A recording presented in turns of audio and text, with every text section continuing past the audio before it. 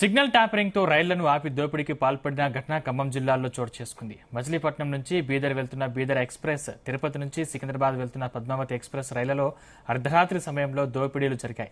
ఖమ్మం జిల్లా చింతకాని సమీపంలో ఈ ఘటనలు చోటు చేసుకున్నాయి.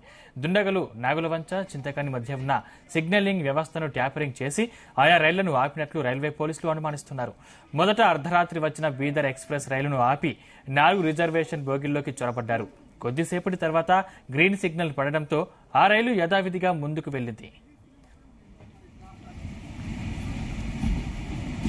రాత్రి 1 గంట సమీపంలో అదే మార్గంలో వచ్చిన పద్మావతి ఎక్స్ప్రెస్ ను సైతం దుండగులు అదే ప్రాంతంలో ఆపివేశారు. ప్రయాణికుల మెడల్లోని బంగారు గొలుసులు, మరికొందరి నుంచి నగదు ఎత్తుకెళ్లిపోయారు. సుమారు 25 తులాల బంగారు ఆభరణాలు, 20,000 నగదు అపహరించినట్లు పోలీసులు ప్రాథమికంగా గుర్తించారు. బాధిత ప్రయాణికుల ఫిర్యాదు మేరకు కేసు నమోదు చేసుకుని ఆ కేసును ఖమ్మంకు బదిలీ చేశామని సికింద్రాబాద్ రైల్వే పోలీసులు తెలిపారు. సంఘటనా స్థలాన్ని రైల్వే పోలీసులు సందర్శించారు.